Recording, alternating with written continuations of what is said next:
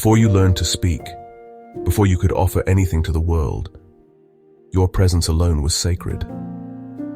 You shouldn't have needed to try. You shouldn't have needed to earn. You shouldn't have needed to become someone else. But for many of us, the world around us didn't always reflect that truth. Maybe love came with conditions. Maybe affection depended on your behavior. Maybe silence was the safest choice in a house that didn't know how to hold your full emotional range. Maybe your needs felt too big.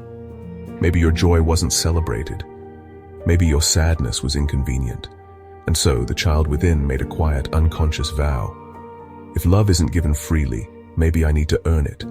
If safety isn't granted, maybe I must become smaller, quieter, better. If I'm too much as I am, maybe I'll be loved more if I'm someone else. This is how the mask forms, not out of vanity, but out of survival.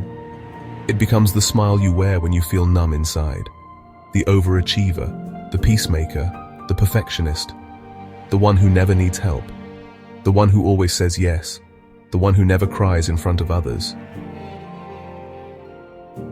This mask becomes so familiar that eventually we forget it's not us. We think it is who we are, but beneath it something sacred still waits, something untouched. You were never meant to carry that mask for this long. The longer we wear it, the more incoherence we feel within. Our energy becomes split, one part reaching for approval, the other part grieving the cost. We begin to feel restless, anxious, or empty, not realizing it's not because we're broken, but because we've been distant from ourselves for too long. The spiritual path is not about becoming something new. It's about remembering what you never lost. It's about peeling away what was never truly yours to carry. Your true essence does not need to be filtered. It doesn't need permission. When you begin to shed the mask, gently, patiently, you may feel grief, and that grief is sacred.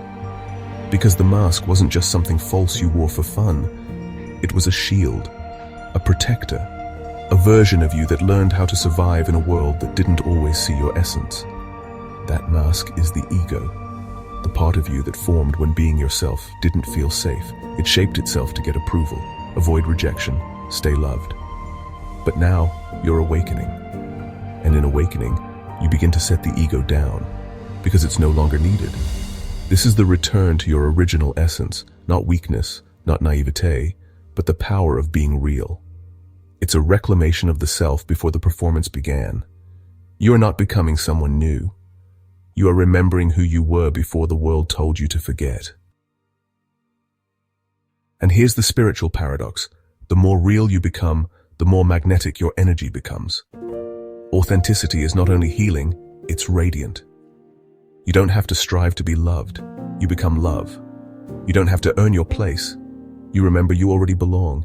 Healing is not a ladder, it's a homecoming.